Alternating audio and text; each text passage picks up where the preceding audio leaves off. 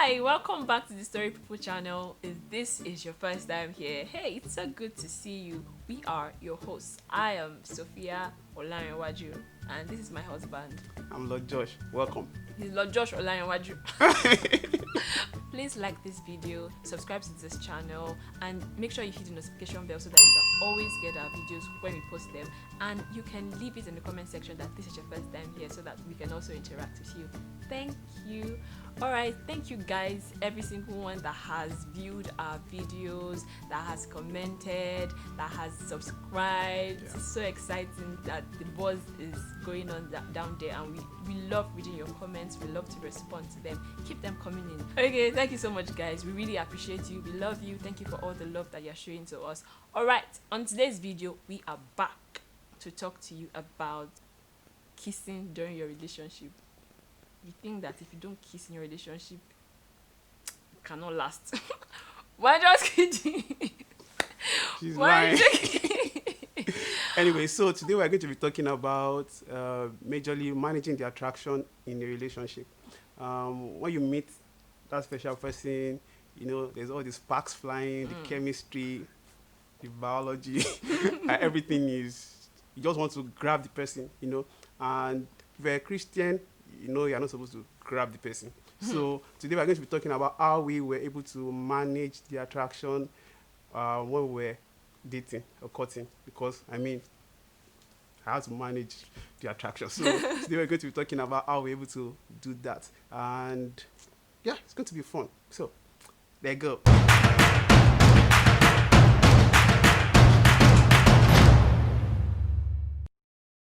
Okay, so let me just say up front, cut, I'm not wearing my ring.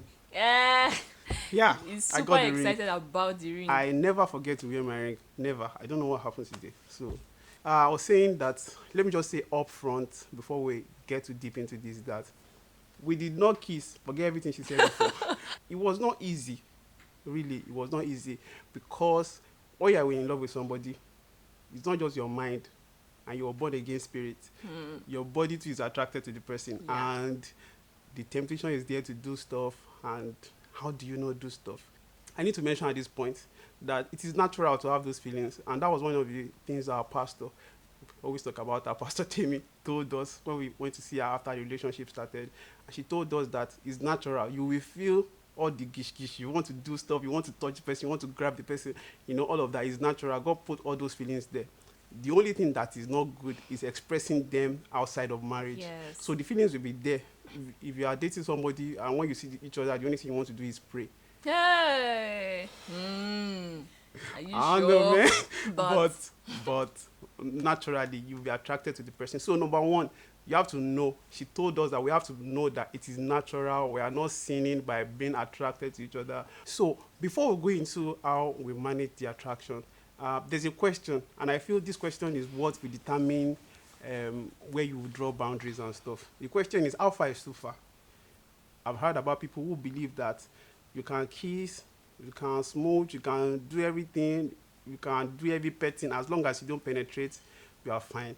you There have are not had people sex. who believe that don't even shake hands, just be looking at each other and be praying from like social distancing. So there are two schools of thoughts. Of course, those are two extremes. But really, how far is too far? What can you do and you are still okay?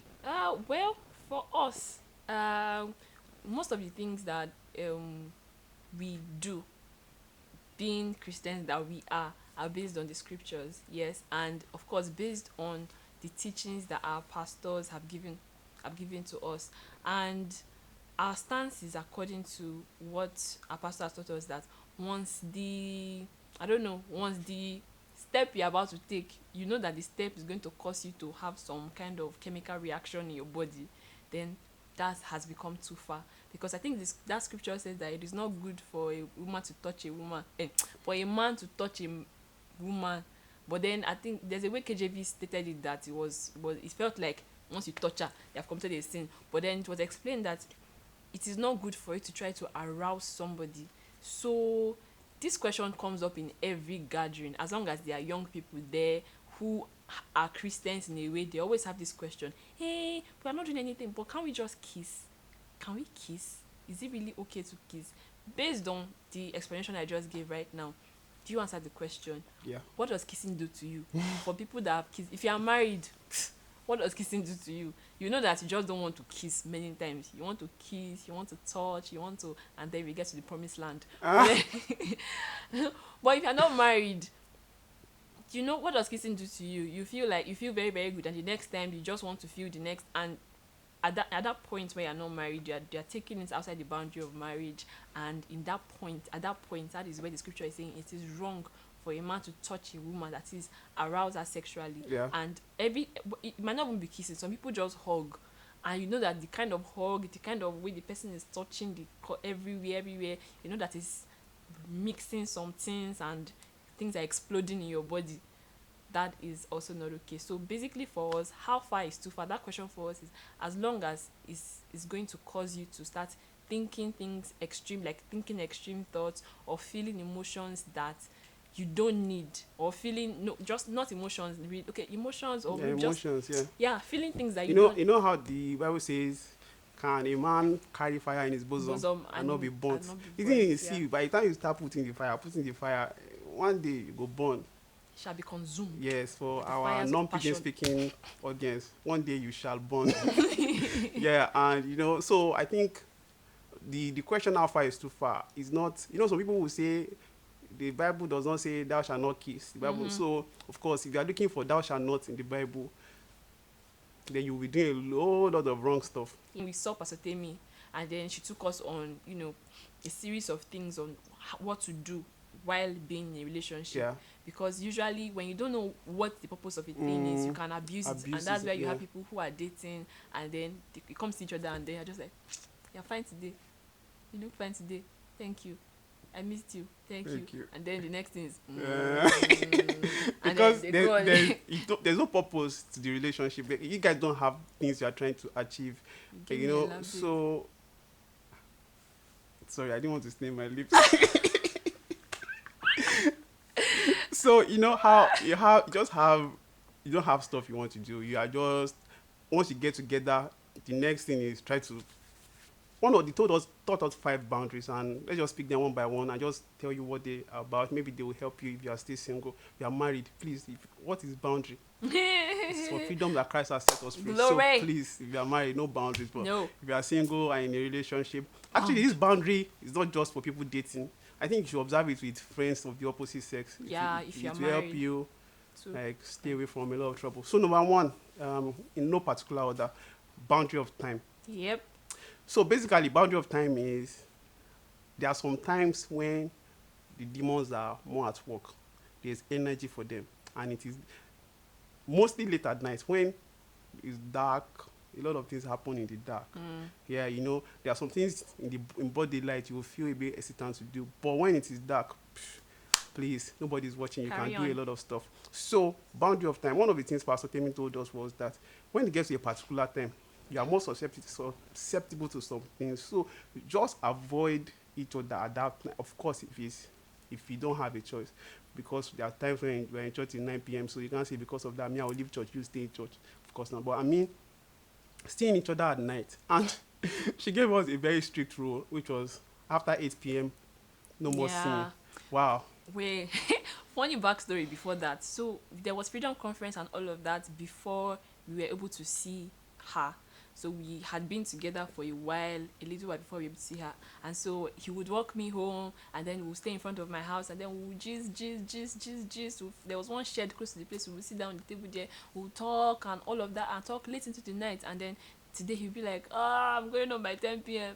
And the next day, like, I'm going home by 11 p.m. And then one day he left past 11. One and then day I got got home after 12 a.m. My And parents must not see this. and he called me. Is it call or send me a message or something? It's like, I feel so bad. Like, I've never done this in my life. In my before. life. So he was doing that, and of course it was affecting me too. We're enjoying each other's company, of course, but after we're done and we're in the house and you realize that, oh my gosh, there's still some things to do. Time has gone, and you want to sleep, and you're just like, but the next day again we'll still see again. So when she told us that boundary of time, it really strict helped. rule that he said was 8 p.m.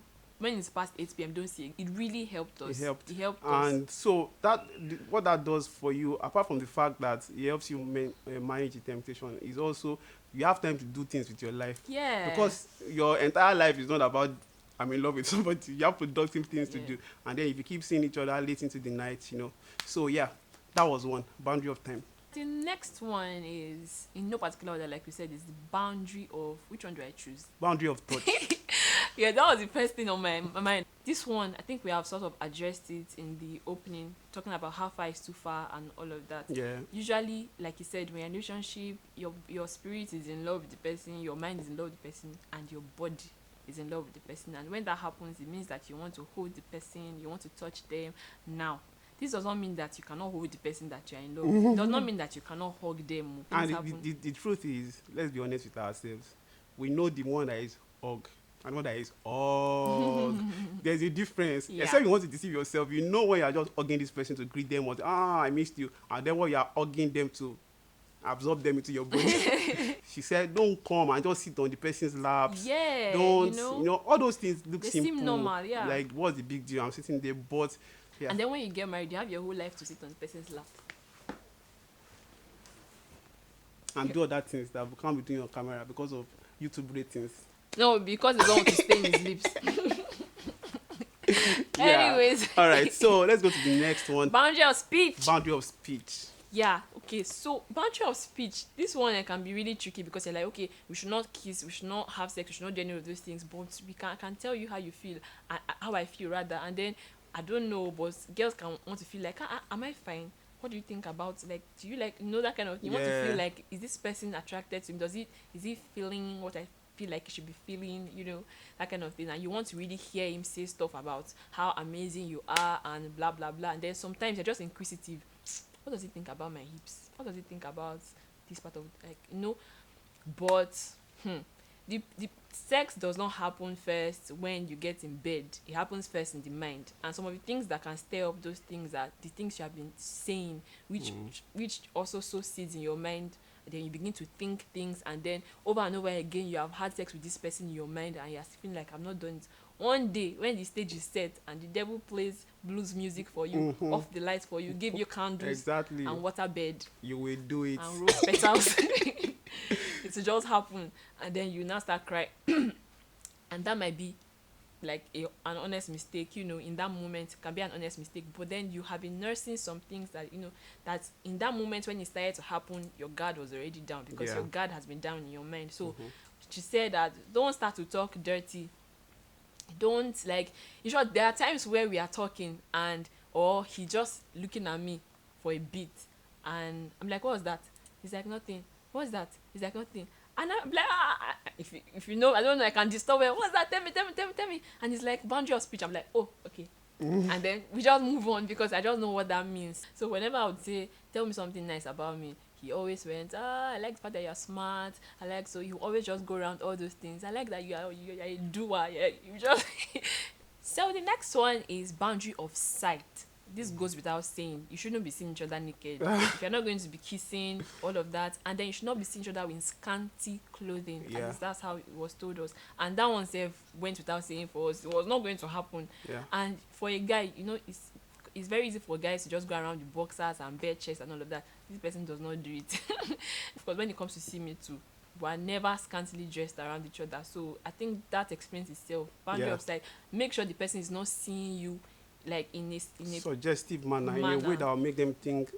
I mean, they are fully clothed. They're already thinking things. Now imagine when you are wearing things that yeah. And then of course it's not just physical scene, because send me a nude, send me some nudes. It's common on social media now. I don't expect Christians to do that, but there are also some pictures you can send that are not exactly nude, but that can be suggestive. So basically, see, most of these things we know, right? So when the picture you are sending is not going to help. But now, when you get married, you can send each other pictures that are nice.